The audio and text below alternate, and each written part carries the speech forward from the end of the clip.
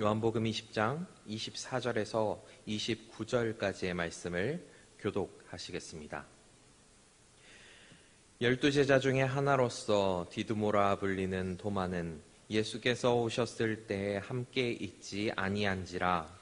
다른 제자들이 그에게 이르되 우리가 주를 보았노라 하니 도마가 이르되 내가 그의 손에 못자국을 보며 내 손가락을 그 못자국에 넣으며 내 손을 그 옆구리에 넣어보지 않고는 믿지 아니하겠노라 하니라.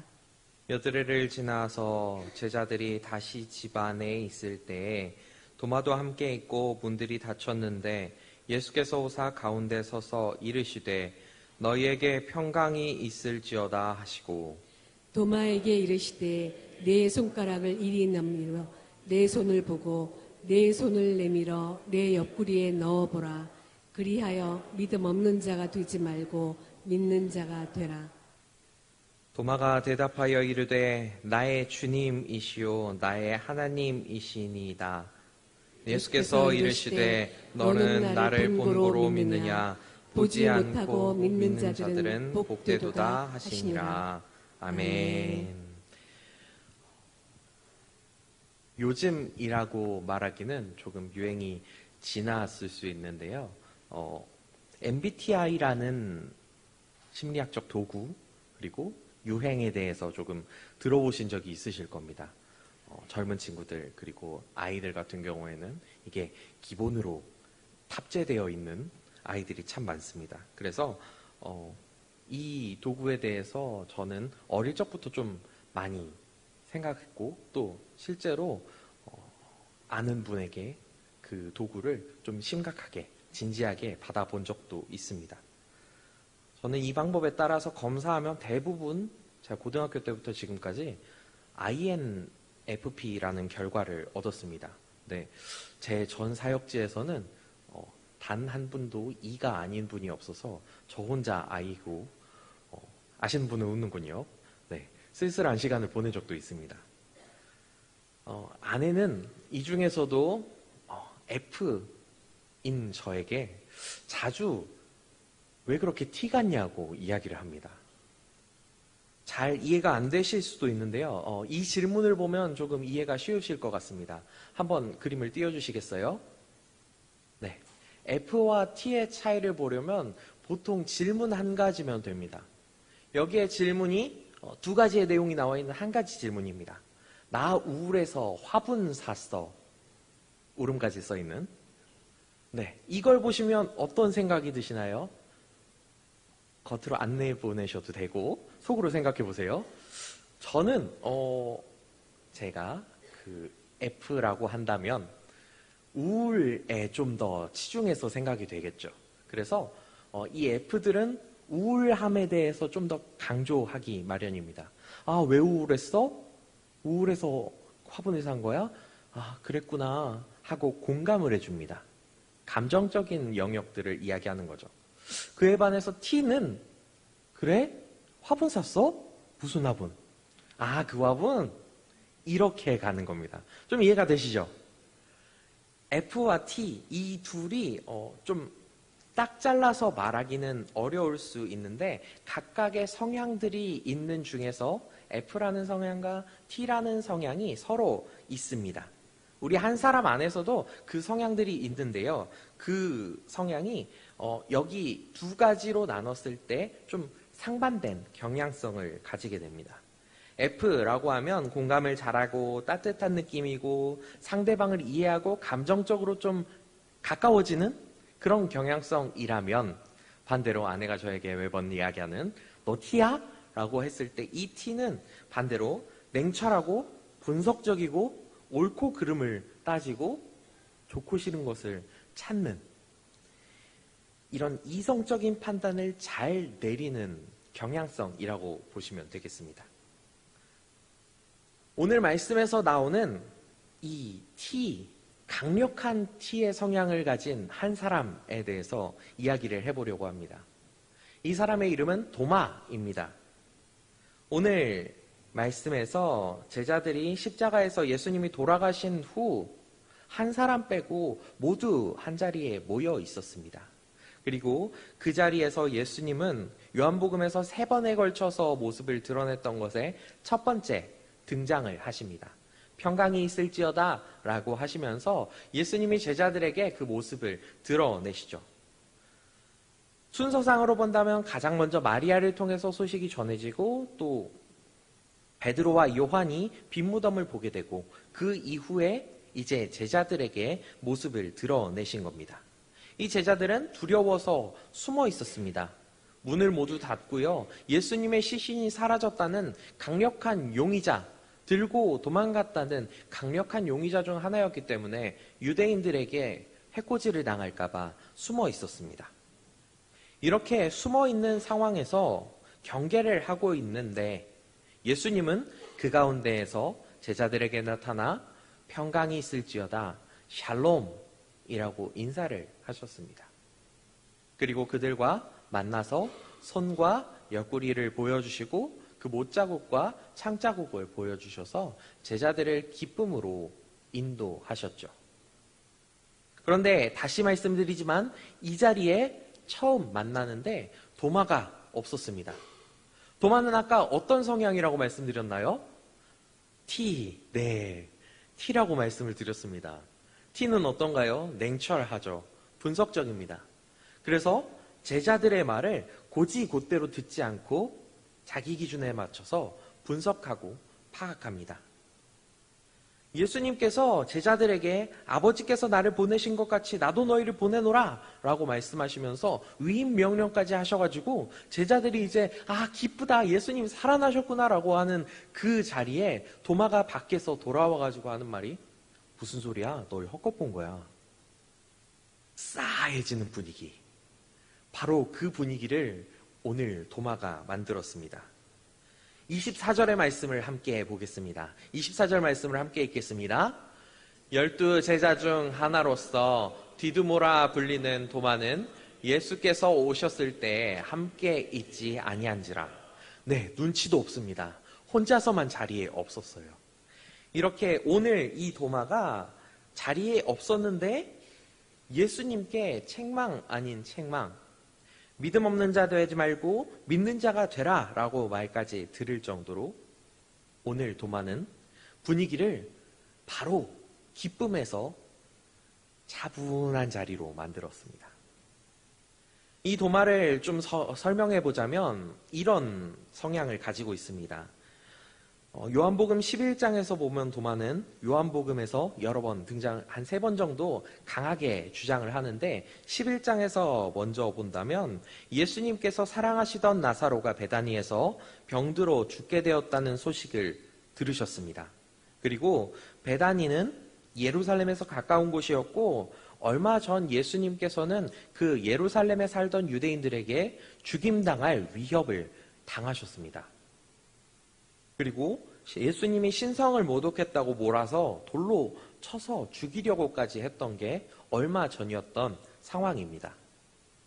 그 상황에 예수님은 제자들과 함께 요단강을 건너서 세례요한을 처음으로 만나서 있던 그 자리로 피난했던 상황입니다.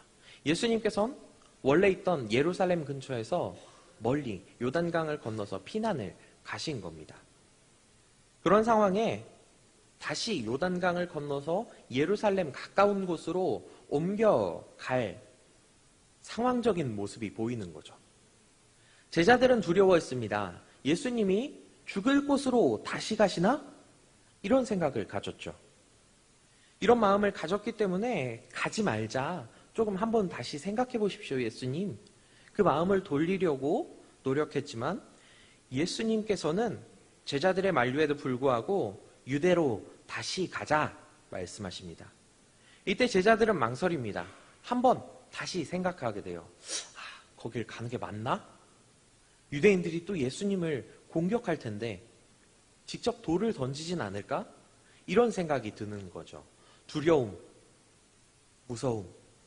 아까 제자들이 자기들끼리 모여있을 때 문을 닫아 잠궈있던 것처럼 똑같이 제자들은 두려워하고 있습니다. 이때 바로 도마가 등장합니다. 요한복음 11장 16절 말씀입니다. 함께 읽어보겠습니다. 요한복음 11장 16절 말씀입니다. 디두모라고도 하는 도마가 다른 제자들에게 말하되 우리도 주와 함께 죽으러 가자 하니 결단력 있게 나섭니다. 망설이던 제자들 앞에서 담대하게 우리도 함께 주와 죽으러 가자 선동하면서 이야기를 합니다. 예수님이 옆에 계시지 않던 그는 상관없이 비장하게 그 말을 하고 제자들과 함께 예수님과 함께 베다니로 나아갑니다. 이게 디두모라 하는 도마의 처음 등장입니다. 도마가 이 말을 했던 이유, 그리고 이 말을 제자들이 들었던 이유는 아마 그의 T성향 때문이었을 것입니다. 평소에 냉철하게 분석하고 바라보던 모습, 그 모습이 이성적으로 느껴졌을 것이고 제자들은 아마 그가 하는 말에 아 그래 도마가 하는 말 정도면 그렇다면 합리적이겠지라는 생각을 했지 않을까 생각합니다. 그래서 그 다음에 어떠한 의심도 없이 예수님을 따라서 도마는 그 길을 따라갑니다. 그리고 기적을 보죠. 이 도마의 모습이 조금 그려지십니까? 도마는 이지적이고 또 말을 크게 하지는 않았던 사람 같습니다. 오히려 사람들이 갈팡질팡하고 있을 때 냉철하게 한마디를 던져서 그들을 움직이고 또한 일으켰던 카리스마가 있지 않았을까 저는 상상해봤습니다. 오늘도 역시 그 냉철한 모습이 정확하게 드러난 겁니다. 현대로 가져와서 이 도마의 모습을 생각해 본다면 생각보다 멋진 모습일 겁니다. 냉철하게 모든 일들을 판단하고 또 사업적으로, 관계적으로 맺고 끊을 것들을 명확하게 판단해 가면서 리더십을 가지고 그 판단을 여러 사람들과 공유하며 또 그 사람들을 이끌어가는 강력한 카리스마를 뿜어내는 멋진 사람이었을 것 같습니다. 이 도마가 오늘로 생각해 본다면 세상 사람들이 생각하기에 아주 멋진 모습들만 가지고 있는 이상적인 모습, 카리스마 있는 모습, 리더로서 적합한 모습을 보여주고 있는 것 같습니다. 그렇다면 도마가 이런 모습만 가지고 있을까요? 도마는 우리 생각보다 좀 더 깊은 성향을 가지고 있습니다. 깊게 생각하고 더 많은 것들을 궁금해하고 예수님을 사랑했던 사람입니다. 14장에 보면은 이렇게 이야기를 하고 있습니다.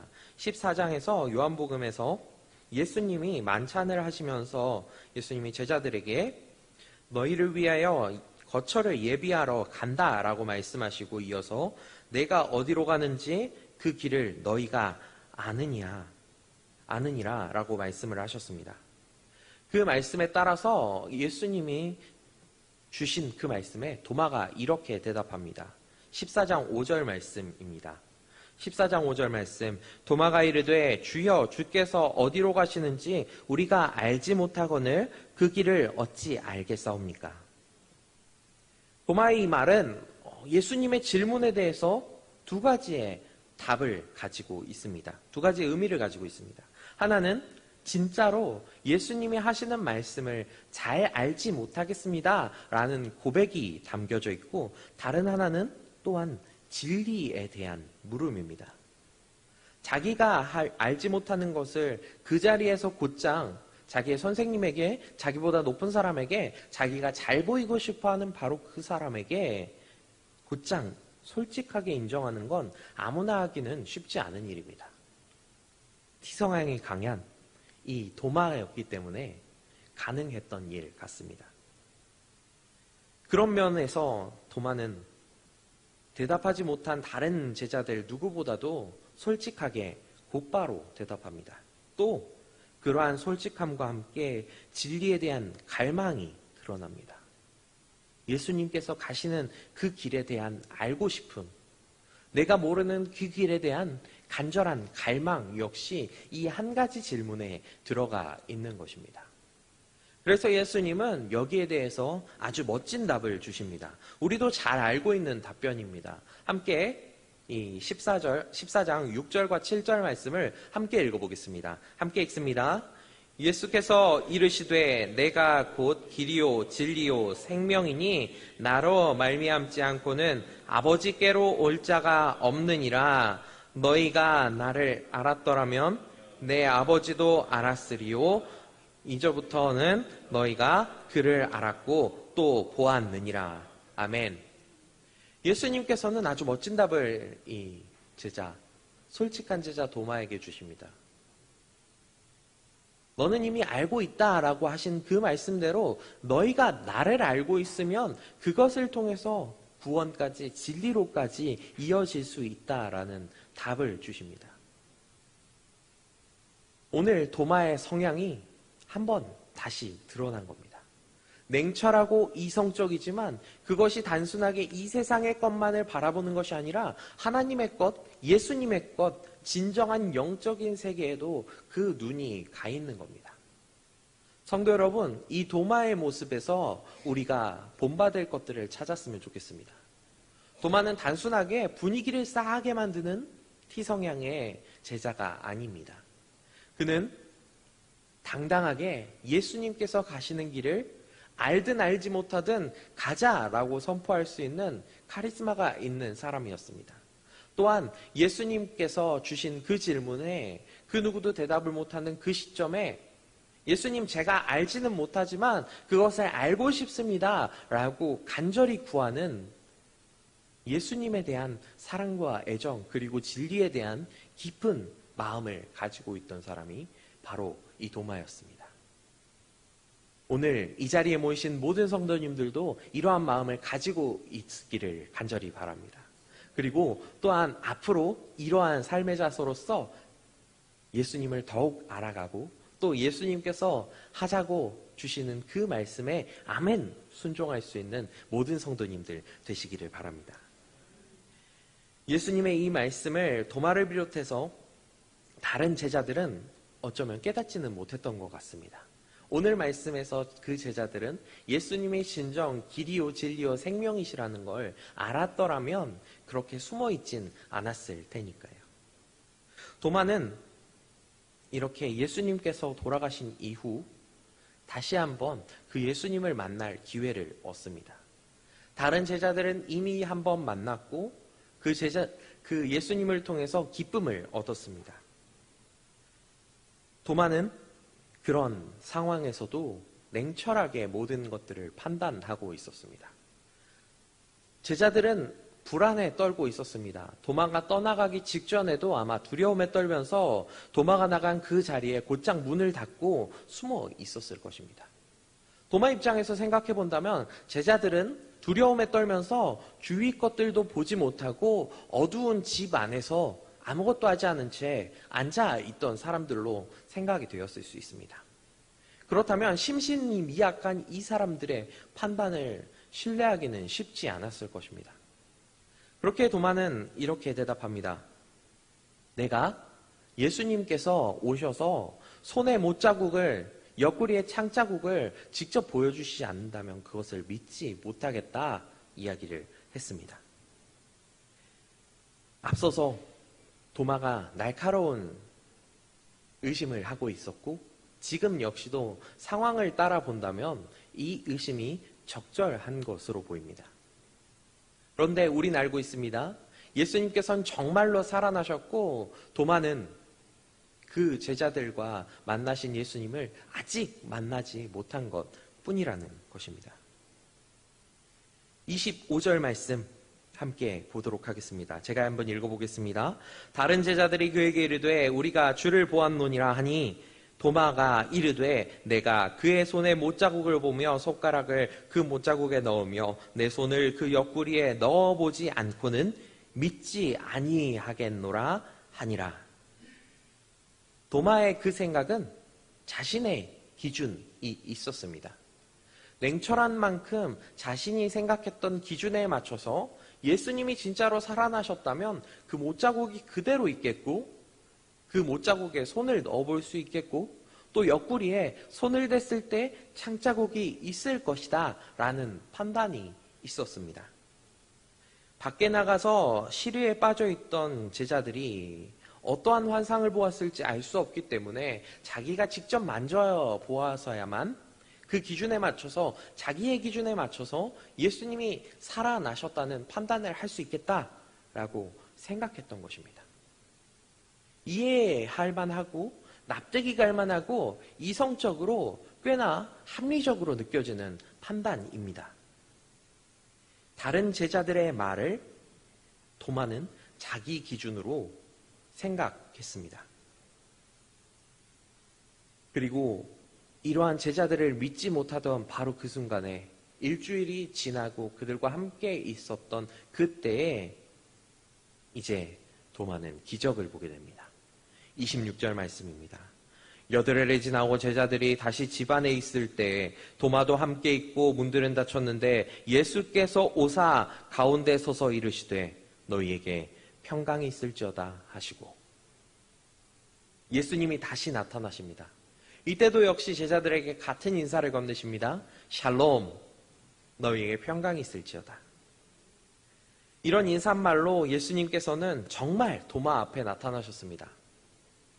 모두 닫혀있던 문, 그 문들 사이에서 어떻게 오셨는지 예수님은 제자들 사이에 있으셨습니다. 이제 이전과 처음 나타나셨던 그 상황과 다른 것은 단 한 가지입니다. 한 사람, 도마가 있습니다. 제자들이 기쁨에 넘쳐서 도마에게 이야기했을 때 그 기쁨을 단칼에 가라앉혔던 그 도마가 이제 예수님을 직접 만나게 되었습니다. 제자들의 말은 실증되었고 예수님은 나타나셨습니다.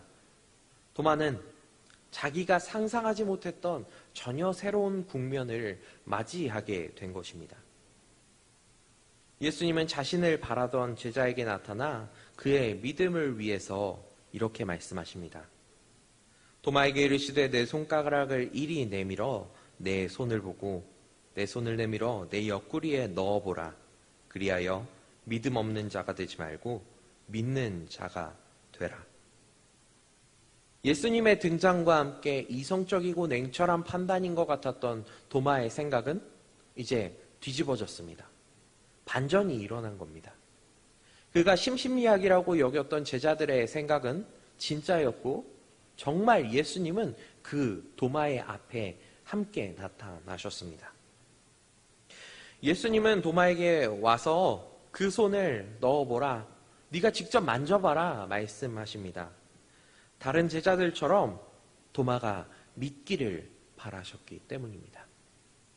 제자들도 사실 예수님께서 오셨을 때 예수님이 손을 보여주시고 옆구리를 보여주시고 그래서 기쁨에 찰 수 있었습니다. 예수님이 그저 홀령으로 나타나지 않으셨다는 걸 그들도 그 모습을, 다친 모습, 상처난 모습을 보고서야 알 수 있었습니다. 도마 역시 마찬가지입니다. 도마도 예수님께서 보여주시는 그 모습들을 보고서야 이제 믿음을 가질 수 있었습니다. 예수님이 하시는 말씀은 날카롭게 그를 정죄하는 말이 아닙니다. 네가 내 손을 봐야 믿겠느냐? 네가 내 옆구리에 손을 넣어야 믿겠느냐? 이런 책망이 아니라 오히려 네가 보지 않고도 믿었으면 좋겠다.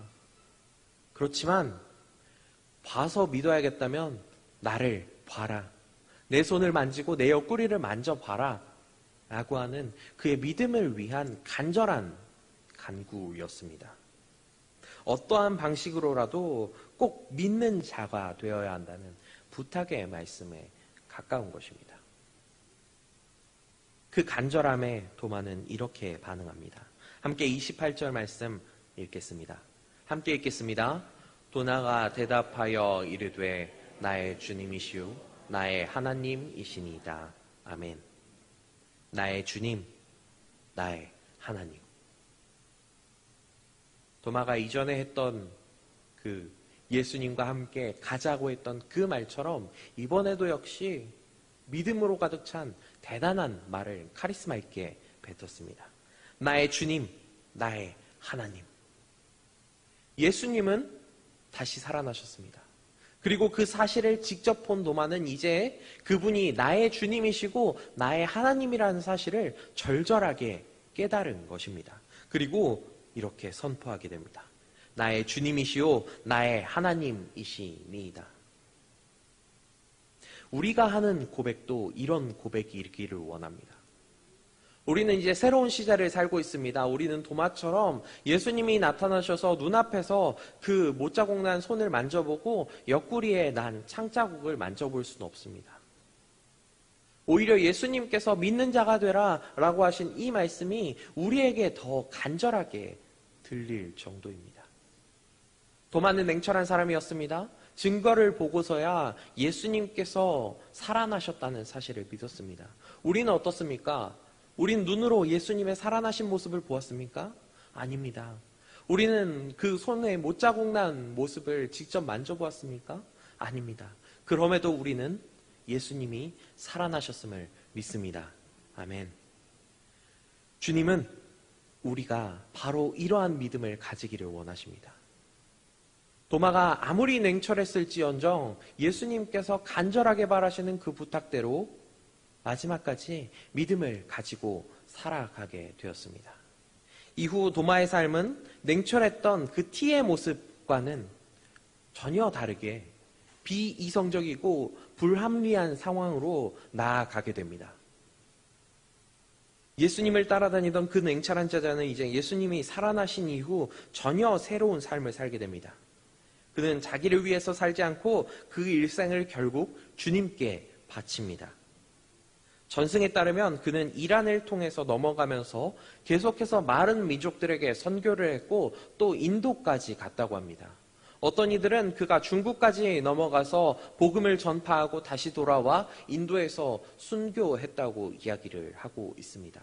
그리고 마지막에 그는 그의 스승인 예수님처럼 창에 찔려 죽임을 당했습니다. 이교도 힌두교도들에게 마지막 순간에 복음을 전하면서 창에 찔려 순교합니다. 그리고 1547년 그가 순교한 그 자리에 도마교회가 세워지게 되었습니다. 지금까지도 남아있는 그 자리에는 복음이 전해졌고 지금 인도에는 여러 곳들에 그 복음들이 들어가 있습니다. 도마가 죽은 그 자리 도마산에서 발견된 돌십자가에는 페르시아어로 이렇게 쓰여 있다고 합니다. 이 사람은 십자가에 못 박혔다. 이분은 참 하나님의 영원히 변하지 않는 순수한 지도자였다. 라고 도마를 설명하고 있습니다. 도마는 그의 생에 냉정한 이성으로 살아오며 예수님을 따라다닐 적에도 냉철하게 모든 것들을 판단하려고 노력했습니다. 그리고 다른 사람들이 믿을 만큼 이성적인 사람이었습니다.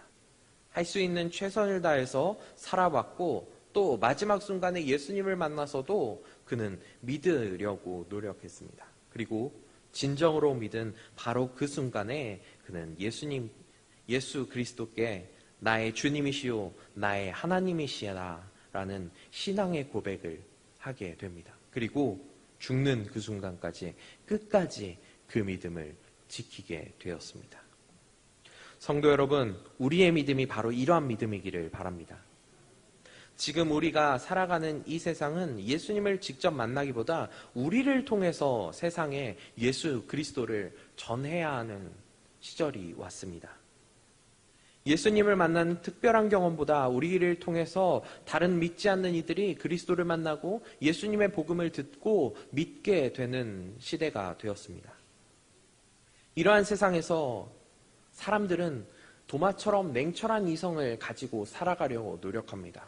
많은 사람들이 자기의 업무에 있어서, 자기의 삶에 있어서 경제적인 부분이나 아니면 관계적인 부분이나 냉철하게 모든 것들을 바라보려고 노력하는 세대를 우리는 살아가고 있습니다. 도마와 같은 그들을 변화시킬 방법은 예수님이 앞에 나타나시는 방법이 아니라 지금 우리가 복음을 전하는 방법입니다. 예수님께서는 간절하게 바라셨습니다. 보지 않고 믿는 자가 되어라 말씀하셨습니다. 바로 그 사람들, 우리가 간절히 바라는 그 나아가서 전해야 할 바로 그 믿지 않는 사람들이 주님의 말씀을 따라서 함께 믿는 이들이 되기를 간절히 바랍니다. 우리가 마지막으로 27절 말씀을 함께 읽어보면 좋겠습니다. 함께 읽겠습니다. 도마에게 이르시되 내 손가락을 이리 내밀어 내 손을 내밀어 내 옆구리에 넣어보라. 그리하여 믿음 없는 자가 되지 말고 믿는 자가 되라. 아멘. 예수님께서 도마야 네가 나에게 와서 손가락을 넣어봐라, 옆구리에 손을 넣어봐라 했을 때 사실 도마가 그 자리에서 예수님의 손을 대고 예수님의 옆구리에 손을 넣어보지는 않았습니다. 오히려 그 예수님께 위대한 고백, 주님이시오 하나님이십니다 라는 고백을 했습니다. 성도 여러분, 우리가 이러한 고백을 하고 또 우리를 통해서 세상 사람들이 이러한 예수 그리스도께서 주님이시고 하나님이시라는 고백을 할 수 있도록 살아가기를 바랍니다. 세상의 틀 안에서 바라본다면 도마는 냉철한 사람이었고 이성적인 사람이었고 합리적인 사람이었습니다. 그런데 그의 모습이 거기서 끝나는 것이 아니라 예수 그리스도를 만남을 통해서 전혀 새로운 삶으로 그 모든 틀을 넘어선 더 큰 사람, 그리스도의 사람으로 변화될 수가 있었습니다. 오늘 이 자리에 모이신 모든 분들이 바로 이러한 모습으로 그리스도의 사람으로 변화되시기를 바랍니다. 처음 말씀드린 MBTI를 기억하십니까? 이 MBTI는 자기가 원하는 문항을 고르고 또 계속해서 여러 번 풀다 보면 그 방향성이 느껴져서 점점 자기가 바라는 그 방향대로 문제를 고른다고 합니다. 그래서 결국에는 어떠한 방향성으로 자기가 갈지를 선택하게 된다고 합니다. 아무리 많은 문제를 고를지라도 또 그 답 가운데에서 자기가 원하는 방향만을 계속 고르게 되는 거죠. 결과 자체가 되고 싶은 성향을 드러내는 검사입니다. 우리는 그런 검사지로 세상을 판단하는 것이 아니라, 그리고 세상이 나를 판단하도록 두는 것이 아니라 우리가 그리스도에 대한 경향성을 가지고 계속해서 그리스도를 선택할 수 있는 성도님들이 되시기를 바랍니다. 그리고 네 글자 MBTI에 묶이는 것이 아니라 예수 그리스도께서 우리를 변화시키심을 믿고 그 모든 것을 넘어서서 그리스도인으로 살아갈 수 있는 모든 성도님들이 되시기를 간절히 바라겠습니다.